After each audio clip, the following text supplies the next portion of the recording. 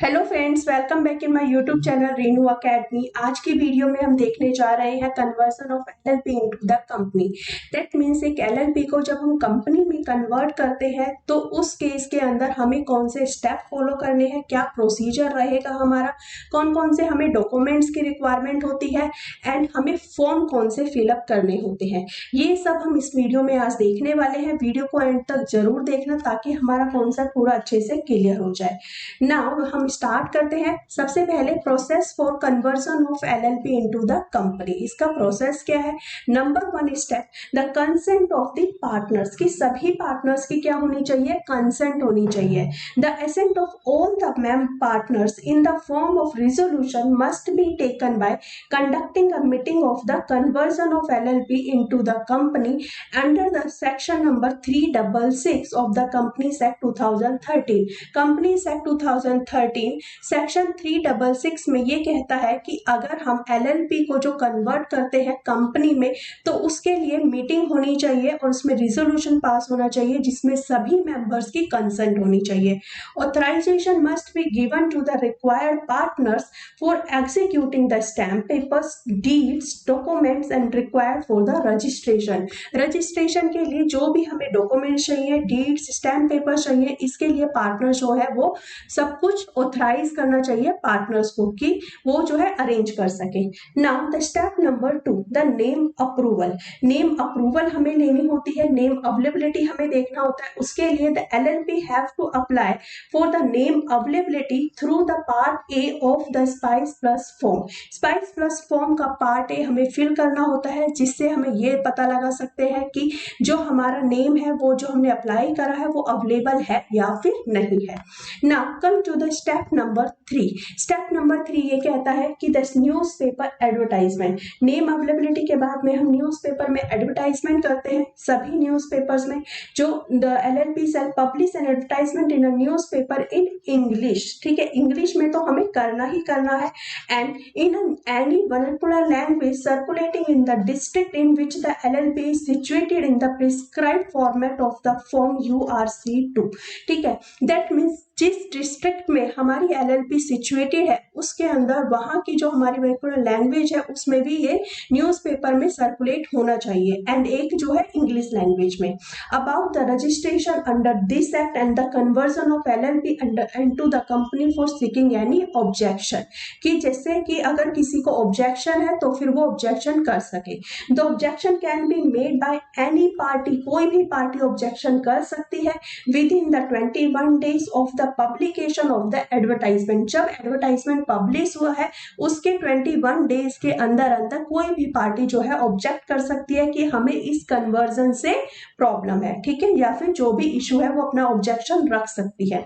The LLP needs to address all the objection. LLP जो है सभी ऑब्जेक्शन को एड्रेस करेंगी इफ रिसीव्ड एनी, अगर कोई उसे रिसीव होता है तो। द एडवर्टाइजमेंट कॉपी, जो एडवर्टाइजमेंट की कॉपी है, shall be served to the registrar where the LLP is registered। जहां पर LLP रजिस्टर्ड है वहां का जो रजिस्ट्रार ऑफिस है वहां पर न्यूज़पेपर की कॉपी जो है वहां पर सेंड करनी है LLP को। Now come to the step number 4। Step number 4 हमारे पास में ये बोलता है फॉर्म फाइलिंग। ठीक है, कि जो हमारा फॉर्म फाइलिंग है, next step is to file the form URC1। URC1 जो है वो हम फाइल करते हैं अलोंग विद, उसके साथ में और हमें क्या फाइल करना है? Spice plus INC 33, INC 34 and agile form. ये सारे फॉर्म हमें फाइल करने होते हैं। ठीक है, नाउ जो हम URC1 फॉर्म फाइल करते हैं उसके लिए application by the company for registration. Company को जो है रजिस्ट्रेशन के लिए एप्लीकेशन देनी होती है under section 366 documents to be attach. उसके लिए ये सारे डॉक्यूमेंट्स हमारे अटैच होते हैं। नंबर स्टेप वाइज हम रीड कर लेते हैं। नंबर 1 आता है list showing the name, address, occupation of the person named as the members. मतलब जो हमारे मेंबर्स हैं उनके नेम आएगा, एड्रेस स्टेटस आएगा and occupation with the details of the share held by them. अगर उन्होंने कोई शेयर्स की हेल्ड करे हुए तो उनकी भी डिटेल्स आएगी। List of showing the first director of the company along with their particulars. ठीक है, जो फर्स्ट डायरेक्टर है कंपनी का उसकी पूरी डिटेल्स आएगी और उसके पूरे पर्टिकुलर्स आएंगे। Copy of the LLP agreement and incorporation certificate. ठीक है, the statement of asset and liabilities of the LLP supplemented by the certification of the CA in practice dated not earlier than 15 days of filing the form number URC1 along with the financial of the previous year।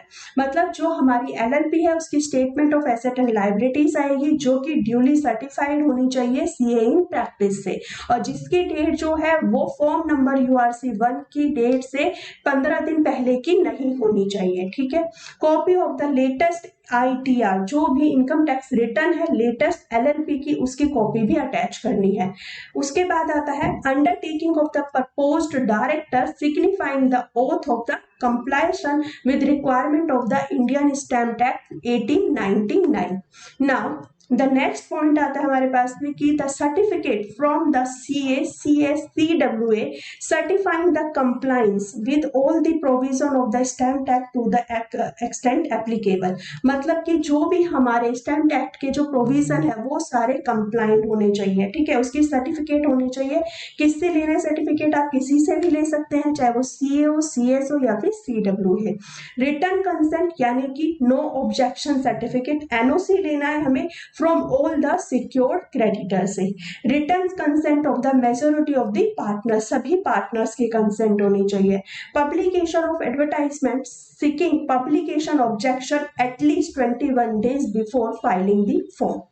Now इतना जो हमने देखा है ये इसके सारे points हो गए। अब आता है इसमें कि स्पाइस प्लस जो होता है वो इनकॉर्पोरेशन ऑफ कंपनी। ठीक है, जो फॉर्म होता है वो इनकॉर्पोरेशन ऑफ कंपनी का होता है। उसमें हमें क्या डिटेल फिलअप करनी होती है कि the basic details of the company, company की बेसिक डिटेल्स आती है और डायरेक्टर की बेसिक डिटेल्स आती है। फिल्ड अलोंग विद द 10 और 10 एप्लीकेशन।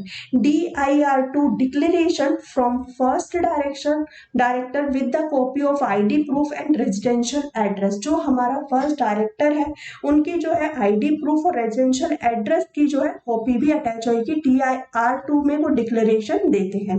प्रूफ आएगा, रजिस्टर्ड ऑफिस का हमारा प्रूफ आता है, जैसे कि रेंट एग्रीमेंट हो गया या फिर utility bill along with the NOC from the owner of the property. जो प्रॉपर्टी का ओनर है उससे NOC भी लेनी है। Preparation of the MOA and AOA, उसके बाद हमारी MOA एंड AO की प्रिपरेशन होती है।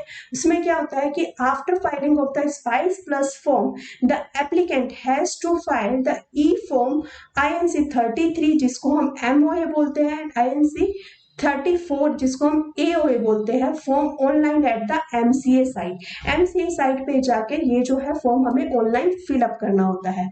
State the main object and ancillary object in the MOA along with the details of the subscriber and their shareholding details। ठीक है, ये जितना भी है हमने ये रीड कर लिया है, इसमें जो हमें प्रोसीजर फॉलो करना होता है। होप सो आपको सारा कॉन्सेप्ट पूरा ये क्लियर हो गया होगा। वीडियो पसंद आई है तो प्लीज वीडियो को लाइक करें, share and subscribe my YouTube channel for the latest update and notification. मिलते हैं नेक्स्ट वीडियो में। ठीक है, थैंक यू सो मच।